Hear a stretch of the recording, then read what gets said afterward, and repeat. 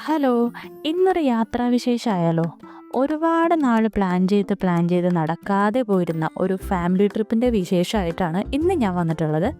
അപ്പോൾ നമ്മൾ എങ്ങോട്ടേക്കാണ് പോകുന്നതെന്ന് അറിയാമോ? കേരളത്തിൻ്റെ മധ്യഭാഗത്ത് സ്ഥിതി ചെയ്യുന്ന ഏലവും കുരുമുളകും കാപ്പിയും തേയിലയും ഒക്കെ സുലഭമായിട്ട് കിട്ടുന്ന പ്രകൃതി രമണീയത വഴിഞ്ഞൊഴുകുന്ന ഇടുക്കിയിലേക്കാണ് നമ്മൾ പോകുന്നത്.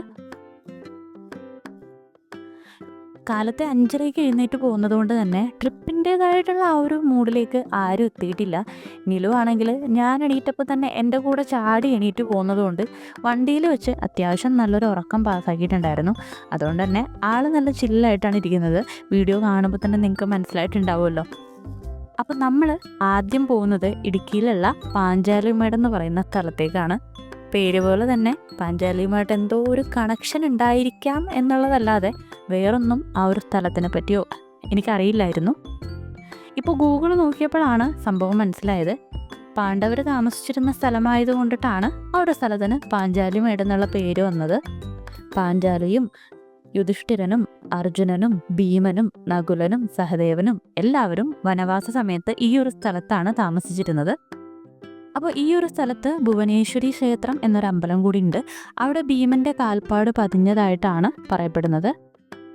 ഏകദേശം വാഗമണ്ണിൽ പോലെ കുന്നുകളും മലനിരകളും അത്യാവശ്യം കയറ്റവും ഇറക്കവും ഒക്കെ ആയിട്ടുള്ള വളരെ ബ്യൂട്ടിഫുൾ ആയിട്ടുള്ള ഒരു പ്ലേസാണിത്. പ്രകൃതി ഭംഗി ആസ്വദിക്കാൻ താല്പര്യമുള്ളവർക്ക് പറ്റിയൊരു ചോയ്സാണ് ഈ ഒരു പ്ലേസ്. പിന്നെ അത്യാവശ്യം ഏജ്ഡ് ആയിട്ടുള്ള ആൾക്കാർക്ക് കുറച്ച് ഡിഫിക്കൽട്ടായിട്ട് തോന്നിയേക്കാം. ഒരുപാട് ഫോട്ടോസും വീഡിയോസും ഒക്കെ എടുത്തതിന് ശേഷം ഞങ്ങൾ ആ ഒരു പ്ലേസിനോട് യാത്ര പറഞ്ഞു. അങ്ങനെ അത്യാവശ്യം കറക്കവും കാര്യങ്ങളൊക്കെ കഴിഞ്ഞ് നമ്മൾ സ്റ്റേ അറേഞ്ച് ചെയ്തിട്ടുള്ള സ്ഥലത്തേക്ക് വന്നിരിക്കുകയാണ്. നമ്മളിപ്പോൾ കാണുന്ന ഈ ഒരു ബ്യൂട്ടിഫുൾ ആയിട്ടുള്ള വില്ലയുടെ പേര് ഏലം എന്നാണ്. ഏലത്തിൻ്റെ ഡീറ്റെയിൽസ് ഞാൻ വഴിയെ പറയാം.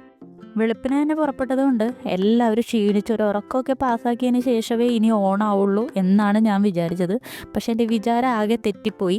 വന്ന പാടെ ഡ്രസ്സൊക്കെ മാറി എല്ലാവരും നേരെ സ്വിമ്മിംഗ് പൂളിലേക്കാണ് ഇറങ്ങിയത്.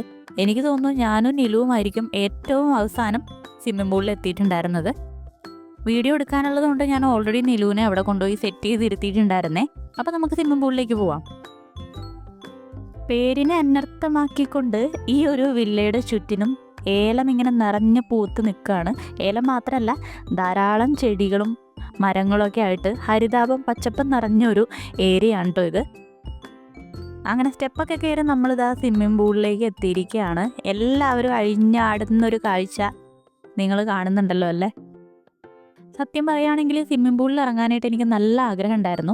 പക്ഷെ നീന്തൽ അറിയാത്തത് കൊണ്ടും കൂടെയുള്ളവർ നല്ല എക്സ്പേർട്ട് ആയതുകൊണ്ടും എന്നെ മുക്കുമെന്നുള്ള കാര്യത്തിൽ എനിക്കൊരു സംശയം ഉണ്ടായിരുന്നില്ല. അതുകൊണ്ട് തന്നെ കുട്ടികൾ ഇറങ്ങുന്ന ആ ഒരു താഴ്ചയില്ലാത്ത ആ ഒരു ഭാഗത്ത് പോയി കുറച്ചധികം നേരം കയ്യും കാലും ഒക്കെ ഇട്ട് ഇളക്കി കളിച്ച് ഞാൻ അങ്ങനെ അങ്ങോട്ട് നിന്നു. ആ സമയത്താണ് ഞാൻ ആ ഒരു കാഴ്ച കണ്ടത്.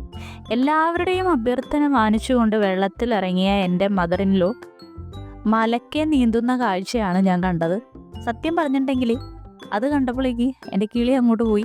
എന്നൊക്കെ എന്തിനു കൊള്ളാം എന്നെൻ്റെ മനസ്സിലൊരു തോന്നൽ വന്നു. അതുകൂടി കണ്ടതോടുകൂടി എല്ലാവരും കളിയാക്കാൻ തുടങ്ങി.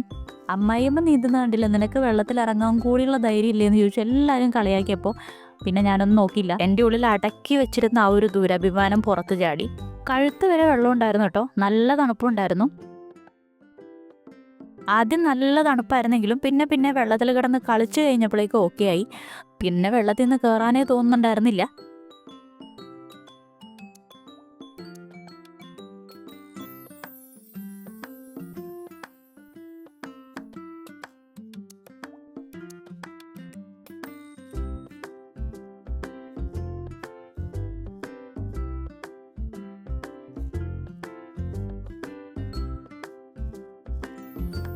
ഒരുപാട് നേരം അങ്ങനെ സ്വിമ്മിംഗ് പൂളിൽ ചെലവഴിച്ചതിന് ശേഷമാണ് ഞങ്ങൾ കുളിയൊക്കെ കഴിഞ്ഞ് വില്ലയിലേക്ക് പോയത്.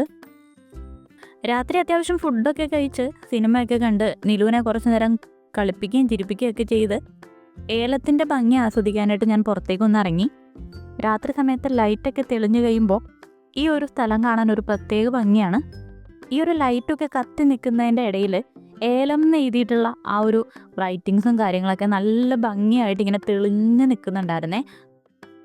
നല്ല തണുപ്പുണ്ടായിരുന്നു. അതിൻ്റെ കൂട്ടത്തിൽ മഴ കൂടി പെയ്തപ്പോൾ എല്ലാവരും നല്ല ചില്ലായി. എന്നാൽ പിന്നെ നീലുവിൻ്റെ ഒരു റീല് കൂടെ എടുത്തേക്കാമെന്ന് കരുതി ഞങ്ങൾ പിന്നെ അതിൻ്റെ പുറകെ കൂടി. അങ്ങനെ കുറച്ച് കഷ്ടപ്പാടിന് ശേഷം നീലുവിൻ്റെ ഒരു റീലൊക്കെ ഞങ്ങൾ എടുത്തു. അങ്ങനെ റീലെടുപ്പും കാര്യങ്ങളൊക്കെ കഴിഞ്ഞ് എല്ലാവരും ഫ്രീ ആയപ്പോൾ യൂഷ്വലി കസിൻസ് കൂടുമ്പോൾ എന്താ ഉണ്ടാവുക, അതുപോലെ തന്നെ അന്താക്ഷരിയും ഡ്രംമാഷ് കളിയും എല്ലാം കൂടിയായിട്ട് സംഭവം കളറായി. അങ്ങനെ ഫസ്റ്റ് ഡേ ഞങ്ങൾ അടിപൊളിയായിട്ട് എൻജോയ് ചെയ്തു. വിശേഷങ്ങൾ ഇവിടെ തീരുന്നില്ല. ഏലം വെല്ലിയുടെ ഡീറ്റെയിൽസും ഡേ 2 വിശേഷങ്ങളുമായിട്ട് പാർട്ട് 2 വീഡിയോ ഉടനെ തന്നെ ഞാൻ അപ്ലോഡ് ചെയ്യുന്നതാണ്. അപ്പോൾ എല്ലാവരും സപ്പോർട്ട് ചെയ്യുക, നമ്മുടെ ചാനൽ സബ്സ്ക്രൈബ് ചെയ്യുക. Thank you so much.